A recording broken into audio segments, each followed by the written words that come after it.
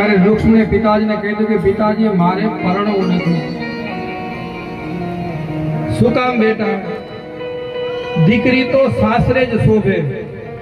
તારું મન કોઈનામાં લાગ્યું હોય તો કહે, યોગ્ય પાત્ર હશે તો હું એની સાથે તારા લગ્ન કરાવી દઈશ. બાકી પરણવાની કેમ ના પાડે છે? દીકરી એટલે તુલસીનો ક્યારો, દીકરી નથી સાપનો ભારો. કારણ કે દીકરી અને જે બાપને જે પ્રેમ હોય ને એ કદાચ દીકરા સાથે એટલો પ્રેમ ન હોય. બાપને જરા પણ કાંઈ પણ થાય એટલે દીકરીને પેલા દુઃખ થાય.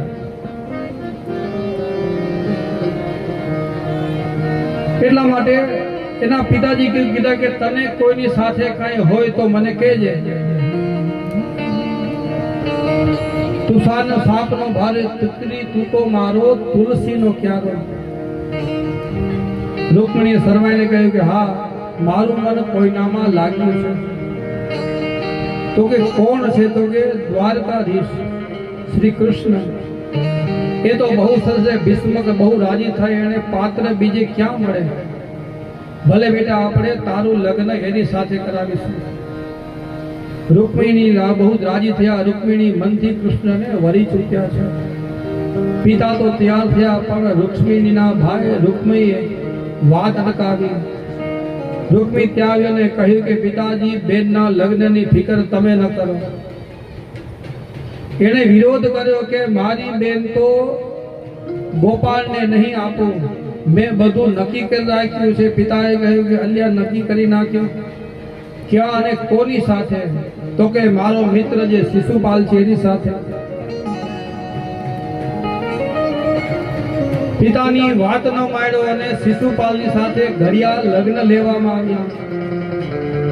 લગ્નનો દિવસ નજીક આવ્યો. રૂકમીએ વિચાર કર્યો કે મનથી તો હું કૃષ્ણને વરી જ ચૂકી છું, હવે અન્યની સાથે નહીં, શું કરું? રૂક્ષ્મણી એક પત્ર લખ્યો છે અને સુદામના નામના જે બ્રાહ્મણ હતા એમને આપીને કહ્યું કે આ તમે દ્વારકાધીશને પહોંચાડો. એ પત્ર લઈ અને સુદામના નામના જે બ્રાહ્મણ હતા એ દ્વારકાની અંદર વધારે છે. દ્વારકાધીશને પ્રાર્થના કરે છે કે એક પત્ર લઈને આવ્યો છું. એટલે ભગવાને વિવેકથી બ્રાહ્મણને કીધું કે પત્ર છે ને આપ જ સંભળાવો. પત્ર અંદર લખ્યું છે, શ્રુત્વાન ગુણાન ભુવન સુંદર સંવતાંતે નિર્વિશ્ય કર્ણ વિમરે હરતો ગતાપું રૂપમ દૃશામ દૃશિમતામખિલાર્થલાભમ કૈયસ્તુતા વિશદિ ચિત્તમ પાત્રબ્રહ્મ. રૂક્ષ્મણીએ પત્રમાં લખ્યું કે હે ભુવન સુંદર, આપના ગુણોથી કથા સાંભળીને ચર્ચા સાંભળી એને ચિત્તપત્ર મેં આપને લખ્યો છે. ભગવાન લગ્ન માં લાગે એટલે ગુણોની કથા આપણને સાંભળીને તો કથા સાંભળીને એની અંદર મોહ થઈ જાય છે. એટલે પ્રભુના ચરણોમાં અનુરાગ જાગે છે. લૌકિક આસક્તિ છૂટે એટલે હરિકથાથી મોહ લાગે છે.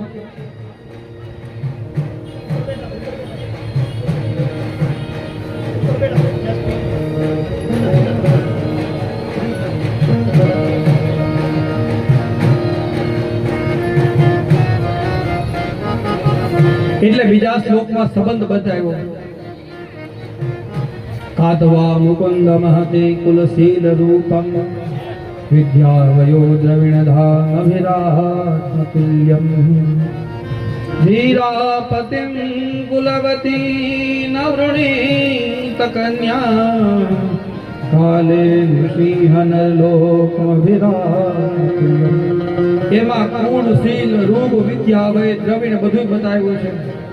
અંતની અંદર શ્લોકમાં લખ્યું છે કે જે દિવસે લગ્ન થવાના છે એ દિવસે મને ભવાનીના દર્શન કરવા માટે હું મંદિર એટલે કે ગામની બહાર જે મંદિર આવ્યા છે એ ત્યાં હું દર્શન કરવા માટે જઈશ અને તમારે ત્યાંથી મારું હરણ કરવાનું છે.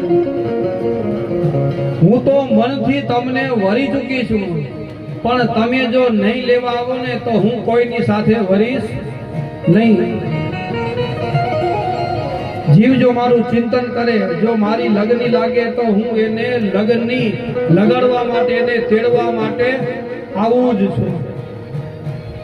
ભગવાને તરત પોતાના સાથી ધારકોને બોલાવ્યા, આજ્ઞા કરી. શૈલ, સુગ્રીવ, મેઘ, ધનુષ, પુષ્પ નામના જે 4 પવન વેગી હસો હતા જોડાયા. કોઈને કહેવા રોકાયા નહીં અને જોઈને બધા જતા રહ્યા. પ્રભુ છે આજે કુંડિનપુરમાં પધાર્યા છે. ખરતા ખરતા જાણ છે ને શિશુપાલને થઈ.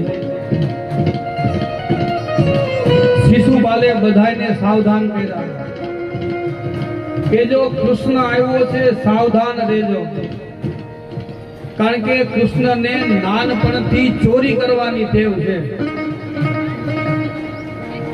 લીલા તોરણે પાછું ન જવું પડે એનું બધાય ધ્યાન રાખજો.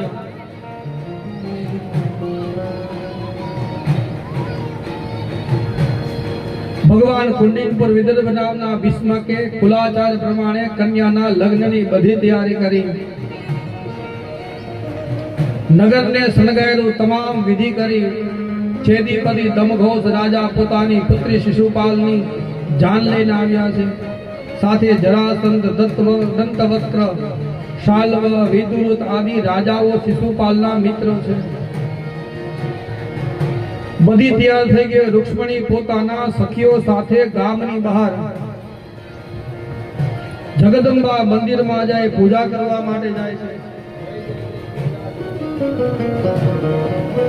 રૂક્ષ્મણી છે તે માતાના મંદિરની અંદર વધારે છે. જેમ સીતાએ માં જાનકીની પૂજા કરી હતી અને જે પ્રાર્થના કરી હતી, એ જ આજે રૂક્ષ્મણી છે માં ભવાનીની સ્તુતિ કરે છે.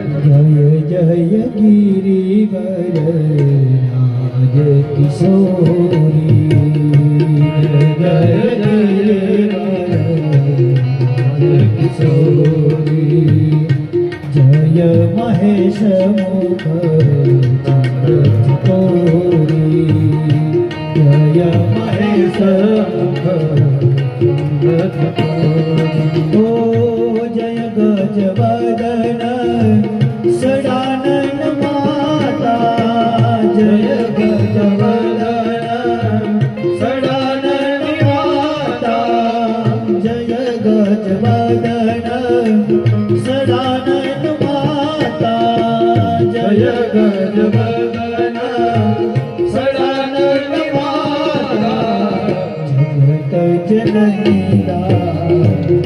સુખદાતા, જગત જનની સુખદાતા. રાધે ભગવતીની સ્તુતિ કરે છે કે માં મારું મન છે ને કૃષ્ણમાં લાગી ગયું છે. માં મેં જો તારી પૂજા કરી હોય, મેં જો તારી ભક્તિ કરી હોય તો મારા સ્વામી તરીકે દ્વારકાધીશ બનો. એ જ વખતે દ્વારકાના નાથ જે મંદિરની નિશાની આપી હતી, એ જ મંદિરના દ્વાર ઉપર પોતાના રથ લઈને આવ્યા છે. રૂક્ષ્મણી છે દર્શન કરી અને જેવા બહાર નીકળે છે, એ જ વખતે ભગવાને રૂક્ષ્મણીનો પોતાનો જમણો હાથ પોતાના જમણા હાથમાં લીધો અને રૂક્ષ્મણીને રથમાં લઈ અને ભગવાન પધાર્યા. બોલે કૃષ્ણ રૂક્ષ્મણીની